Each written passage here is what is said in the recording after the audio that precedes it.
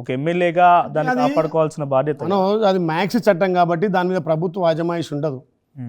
నేను గౌరవ ముఖ్యమంత్రి ముఖ్యమంత్రి రేవంత్ రెడ్డితో మాట్లాడి అన్న కొంత హెల్ప్ చేయాలంటే మాది మ్యాక్స్ చట్టంలో ఉంది కాబట్టి మనకు చేయరాదని చెప్పి అక్కడ ఆఫీసర్లు కూడా చెప్పడం జరిగింది. మరి తర్వాత ఇప్పుడు దావోస్ నుంచి వచ్చిన తర్వాత ముఖ్యమంత్రి గారు తీసుకెళ్ళి దాన్ని ఏ రకంగా చేయాలా, ఏ రకంగా దాన్ని డెవలప్ చేయాలా, అసలు దాంట్లో ఉంది ఎందుకు పూర్తిగా దాని మీద స్పెషల్ ఎంక్వైరీ వేయించి దీనికి ఎవరు బాధ్యులవుతారు, దాని ఇంకా ఎవరు అది చేస్తున్నారు అనేది తప్పకుండా ముఖ్యమంత్రి గారి దృష్టి తీసుకుపోయి మళ్ళీ డైరీని గాడిలో పెట్టే ప్రయత్నం చేస్తారు. బీసీ అనేటువంటి పదం ఆ ఇలయ్యకి ఇబ్బంది వచ్చినప్పుడే వస్తుంది. ఈ పక్క నియోజకవర్గం పక్క జిల్లా.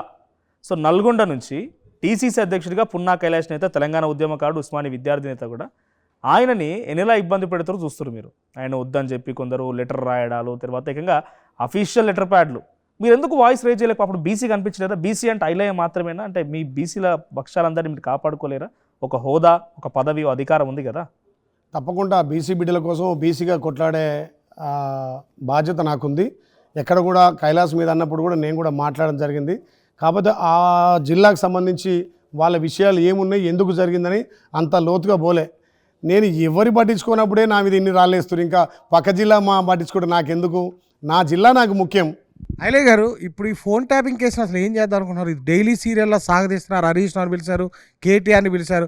అసలు దీన్ని సిబిఐ ఎంక్వైరీకి ఇస్తారా, లేదా దాన్ని అరెస్టులు చూపిస్తారా? అసలు దీన్ని ఏం చేద్దాం అనుకుంటున్నారు? ఏం లాము సిబిఐకి ఇస్తే సిబిఐ సెంట్రల్లో బీజేపీనాయ్, మళ్ళీ వీళ్ళిద్దరు దోస్తేనాయ్. ఇక్కడ బీజేపీ బీఆర్ఎస్ రెండు దోస్తే కదా. ఆల్రెడీ ఎవరెవరికి దోస్తి? కాంగ్రెస్ బీజేపీ దోస్త్ అని టీఆర్ఎస్ ఆరోపిస్తుంది, బీఆర్ఎస్ బీజేపీ దోస్త్ అని మీరు ఆరోపిస్తున్నారు. అసలు ఎవరితో దోస్తానే ఉంది అన్న? కాంగ్రెస్ బీజేపీ దోస్తాను ఎట్లయితే సెంట్రల్లో కొట్లాడేదే కాంగ్రెస్ బీజేపీ. రాష్ట్రంలో కూడా మీరు ఆలోచన చేయండి. అసెంబ్లీ ఎలక్షన్లో వాళ్ళకి 35 సీట్లు వచ్చినాయి. టీఆర్ఎస్ కొట్లాడింది 35 సీట్లు. అంటే మంచి ప్రతిపక్ష హోదా ఇచ్చారు తెలంగాణ ప్రజలు. మాకు అధికారం ఇచ్చారు, వారు ప్రతిపక్షం ఇచ్చారు. వాళ్ళు పార్లమెంట్కి వచ్చేసరికి 38 స్థానాలు గెలిచిన వాళ్ళు కనీసం ఒక 2, 3 గెలవాలి కదా. అంటే బీఆర్ఎస్ బీజేపీ పొత్తుతోటి బీఆర్ఎస్ వాళ్ళు వాళ్ళ అవయవాలు కూడా దానం చేసి 8 సీట్లు గెలవడానికి కారణమైంది. అసెంబ్లీలో 8 సీట్లు అసెంబ్లీ 8 సీట్లు బీజేపీ గెలిచి 8 పార్లమెంట్ అంటే సుమారు 50 పైన స్థానాలు అసెంబ్లీ గెలిచినట్టే బీజేపీ. అంటే వీళ్ళకి ఎక్కడైతే గెలిచిన కాడ డిపాజిట్ రాకుండా పార్లమెంట్లో బీజేపీకి ఓట్లు వేసారు కాబట్టి ఇవాళ 8 సీట్లు తెలంగాణలో బీజేపీ గెలిచిందంటే బీఆర్ఎస్ మద్దతుతోటే. తర్వాత జరిగినటువంటి ఎమ్మెల్సీ ఎలక్షన్లో వాళ్ళ క్యాండిడేట్ దొరికిందా? తర్వాత జరిగినటువంటి కంటోన్మెంట్ కానీ తర్వాత జరిగినటువంటి జూబ్లీస్లో వాళ్ళు గెలవగలిగిరా? మొన్న జరిగినటువంటి సర్పంచ్ ఎలక్షన్లో బీజేపీ పొత్తుతోటి ఏదో 25% 30% లోపే గెలిచిర్రు. తెలంగాణలో రియల్ ఎస్టేట్ పడిపోవడానికి ప్రభుత్వ వైఫల్యం కాదని మీరు అంటున్నారు కదా. ప్రభుత్వం తీసుకొచ్చిన హైడ్రా వల్లే రియల్ ఎస్టేట్ అనేది పడిపోయిందని చెప్పేసి ప్రతిపక్షాలు విమర్శిస్తున్నాయి కదా. దీనికి మీ సమాధానం ఏంటి? తెలంగాణలో 33 జిల్లాలు. హైడ్రా ఎక్కడుంది?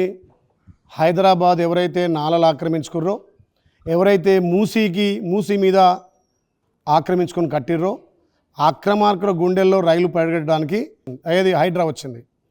హైడ్రా వల్ల ఇవాళ బతుకమ్మ కుంట ఎట్లయింది, ఆక్రమణదారైన కుంటలు ఎట్లయినాయి, ఆక్రమించుకున్న చెరువులు ఎట్లొచ్చినాయి, ఎన్ని వేల కోట్ల ఆస్తులను ప్రభుత్వం ఆక్రమణదారుల ద్వారా తీసుకుంది. హైడ్రా అనేది హైదరాబాద్కు సంబంధించి హైదరాబాద్ మూసీ పరివాహక ప్రాంతం ఎక్కడైతే బతుకమ్మ కుంట కావచ్చు, ఇంకో చెరువు కావచ్చు, దానికి హైడ్రా అనేది హైడ్రా అనేది కేవలం పేద ఇళ్ళకి మాత్రమే సరిపోయింది. పెద్దవాళ్ళ ఇంటికి ఎవరిది టచ్ చేయలేదు. ఇక్కడ స్వయంగా మాదాపూర్లోనే మన ఆఫీసు కొత్తవేటి దూరంలోనే సీఎం రేవంత్ రెడ్డి గారు సోదరుడు ఉంటున్నటువంటి దానికి కూడా నోటీసులు ఇవ్వలేదు. ఇప్పటి వరకు కూడా దుర్గం చెవిన ఆక్రమణగా నిర్మించారు అది. సో అంటే పేదవాడికి మాత్రమేనా హైడ్రా? అక్కినే నాగార్జున పేదవాడా? ఎన్కన్వర్షన్ పేదవాందా?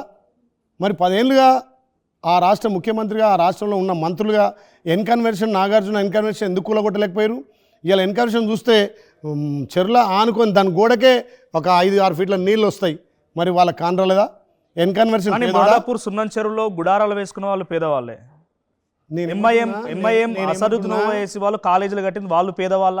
మల్లారెడ్డి కాలేజ్ నోటీస్ అది పేదవాళ్ళ.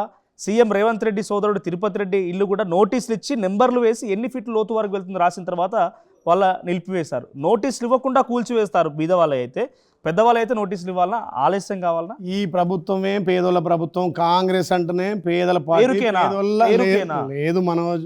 కాంగ్రెస్ అంటే పేదోళ్ళ పార్టీ, పేదల సంక్షేమ పార్టీ. మీరు ఒకటి ఆలోచన చేయండి, తల్లి సోనియమ్మ రాష్ట్రం ఇచ్చినప్పుడు 16,000 కోట్ల ధనిక రాష్ట్రం. దానికి సూటిగా సమాధానం. మల్లారెడ్డి కాలేజీకి, మనోజ్ నాకు అసదుద్దీన్ అవకాశం ఓవైసీ ఇవ్వండి, కాలేజీకి. నాకు అవకాశం ఇవ్వండి. ధనిక రాష్ట్రంలో పేదోడికి కనీసం సొంతింటి కళ నెరవేరలే, పేదోడికి కనీసం తెల్ల రేషన్ కార్డు ఇవ్వలే, పేదోడు ఇలా గొప్పోడు తినే బియ్యం సన్న బియ్యం తింటున్నారు. రైతు అప్పుల పాలు ఉండొద్దని ఏదైతే వరంగల్ రైతు డిక్లరేషన్లో మా ప్రియతమ నాయకుడు భావి ప్రధాని రాహుల్ గాంధీ గారు వచ్చి తెలంగాణలో ఏ రైతు అప్పుల పాలు ఉండొద్దు, మన ప్రభుత్వం రాగానే ఏకకాలంలో రుణమాఫీ అని చెప్పి 2 లక్షల రుణమాఫీ చేసినాం. కేసీఆర్ ధనిక రాష్ట్రంలో 1 లక్ష రూపాయలు రుణమాఫీ అని చెప్పి 10 ఏళ్ళుగా పావులా ఇస్తే ఆయన చేసిన రుణమాఫీ సగం వడ్డీకి పోయింది, సగం మిత్తికి పోయింది. మళ్ళీ పాస్బుక్లు బ్యాంకులో ఉన్నాయి. హైడ్రాతో మా మన ప్రభుత్వం తెలంగాణ రాగానే ధనిక రాష్ట్రం 25,000 కోట్లతోటి 2 లక్షల రుణమాఫీ చేసింది మా కాంగ్రెస్ ఐలయ్య గారు. ప్రభుత్వం. ధనిక రాష్ట్రంలో కానీ పనులు పేద రాష్ట్రంలో అవుతున్నాయి. గతంలో రాష్ట్రం ఇస్తే మన రాష్ట్రం ధనిక రాష్ట్రం పేదోళ్ళందరికీ డబుల్ బెడ్రూమ్ కట్టిస్తా, కాంగ్రెస్ ఇచ్చేటివి 70 ఇండ్లు, నాకు అధికారం ఇస్తే డబుల్ బెడ్రూమ్ అన్నాడు. ఏ గ్రామంలో డబుల్ బెడ్రూమ్ కట్టిండు? ఇవాళ మా ప్రభుత్వం రాగానే దానికి అప్పుల రాష్ట్రం ఉన్న తెలంగాణ రాష్ట్ర వ్యాప్తంగా 4,50,000 ఇందిరమ్మ ఇండ్లు, నా ఒక్క నియోజకవర్గానికే 3,700 ఇండ్లు. ఇదే కేసీఆర్ దత్తత తీసుకున్న ఆలేరు మన వాసాల మర్రి ఆయన ఫామ్ హౌస్ నుంచి గుట్ట మీద రోడ్డు పోతందుకు బాణం వేస్తే చక్కగా రోడ్డు ఉండాలన్నాడు. 100 ఇండ్లు కూలిస్తే సొంతంగా ఊర్లో ఒక సీఎం హోదాలో మీటింగ్ పెట్టి ఇండ్లన్నీ కట్టిస్తాని ఒక్క ఇల్లు ఇయ్యలే. ఆఖరికి ఆకలి ఆగా ఉంటుంది. ఆయన పక్క తీసుకుపోయి అల్నేరు వాటి పెట్టి అమ్మా నీకు ఇల్లు కట్టిస్తాడు. మరి ఆ ఆకలి ఆగవ కట్టారు ఒక ముఖ్యమంత్రి హోదాలో. మా ప్రభుత్వం వచ్చిన తర్వాత ఆ గ్రామాన్ని దత్తత తీసుకొని 200 ఇండ్లు శాంక్షన్ చేస్తే 150 ఇండ్లు ఇప్పుడు కట్టినాం. ఆకలి ఆగవకు నేనే మీటింగ్లో ఈ 1,00,000 రూపాయలు సాయం చేసి, 1,00,000 సాయం అంటే మళ్ళీ బదిలీ అని చెప్పిన, నీకు బీస్పీట్ కాగానే ప్రభుత్వం 1,00,000 ఇస్తుంది, ఇచ్చినాక నాకు ఈ ఆగవా అని 1,00,000 ఇచ్చి ఇల్లు కట్టించిన గృహప్రవేశంగా అవుతుంది.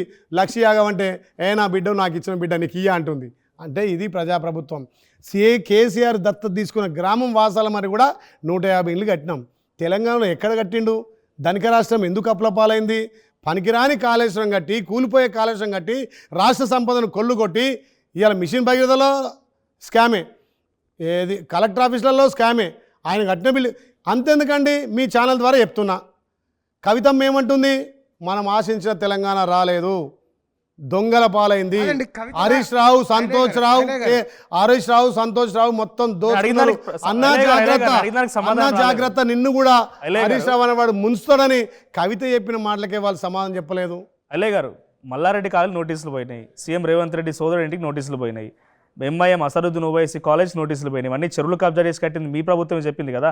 ఇన్కన్వెన్షన్ కూల్చినట్టుగా మల్లారెడ్డి కాలేజ్ ఆయన ఏమైనా సేవ చేస్తుండా? కాదు. సో ఇప్పుడు తిరుపతి రెడ్డి గారు ఏమైనా అక్కడ చారిటీ నడిపిస్తున్నారా? కాదు. సామాన్య ప్రజలకేమో నోటీసులు ఇవ్వకుండా కూల్చివేసేటువంటి హైడ్రా ఎందుకు వీళ్ళని ఉపేక్షిస్తోంది? మీరు ఆలోచన చేయాలి. మా గౌరవ ముఖ్యమంత్రి సొంత ఇల్లు అక్కడ రోడ్ కావాలంటే కూలగొట్టేసిండు, ముందు ప్లేస్ మొత్తం తీసేసిండు.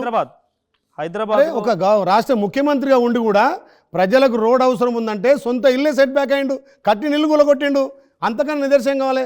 మల్లారెడ్డి కట్టినా, అసదుద్దీన్ ఓవైసీ కట్టినా, అసదుద్దీన్ ఓవైసీది ఇప్పుడు ఆడ కాలేజ్ నడుస్తుంది. కాలేజ్ అయిపోయిన తర్వాత తప్పకుండా ఉంటే మేలోనే క్లియర్ చేస్తామన్నారు. తప్పకుండా నోటీస్ ఇచ్చి కూడా ఏడాది అవుతున్నది. నేను ఏమంటున్నా, వచ్చి 2 ఏళ్ళు అవుతుంది, ఒక్కొక్కటిగా ఎట్లా చేస్తున్నాం. అక్రమార్కం ఇక్కడ వీళ్ళ విషయంలో ఎందుకు ఆలస్యం? ఏవైతే దుర్మార్గులు ఆక్రమించుకురో వాళ్ళ గుండెల్లో రైలు పడేట్టుగా మా రంగనాథ్ గారు హైడ్రా రంగనాథ్ గారు ఏ రకంగా చేస్తున్నాడు. ఎన్ని కోట్ల ప్రాపర్టీ ఇలా ఆక్రమార్కుల నుంచి తీసుకున్నాం. ఇలా మూసి పరివాహక ప్రాంతాన్ని కాపాడితే గత ప్రభుత్వంలో మూసి పరివాహక ప్రాంతానికి ఒక రివర్స్ ఫండ్ బోర్డు వేసి కాంగ్రెస్లో గెలిచి ఎమ్మెల్యేని తీసుకొని దానికి చైర్మన్ చేసి మూసి పరివాహక ప్రాంతాన్ని పునర్జీవం చేస్తున్నాడు. ఇవాళ మేము పునర్జీవం చేయాలంటే మీరు ఆలోచన చేయండి. మూసి డెవలప్ అవ్వాలంటే దాని పొట్టి ఆక్రమించుకున్న వాళ్ళు కొంతమంది పేదలై ఉండొచ్చు. వాళ్ళకు మేము ఏదైతే వాళ్ళు కట్టించి పెట్టిన డబుల్ బెడ్రూమ్ ఇస్తుంటున్నాం, వాళ్ళకి ఇందిరమ్మ ఇల్లు కట్టిస్తుంటున్నాం, వాళ్ళకు పునరావాసం కల్పిస్తుంటున్నాం. పేదోళ్ళు ఎవరైనా మూసి పక్కపొట్టు ఉంటే వాళ్ళకి అనారోగ్యంగా ఉంటారు. ఇక ధనికులేమో జూబ్లీ హిల్స్ బంజారాయిలు నుంచి ఉండొచ్చు. పేదోరికి ఆ తరాలు ఒక ఇల్లు కట్టొద్దా? మూసి పొంటే ఉండాలనా? అరే వాళ్ళ ఆరోగ్య సమస్యలు వాళ్ళకి. అసలైన తొలి వెలుగు. ఫాలో వాట్సాప్ @తొలి వెలుగు అఫీషియల్.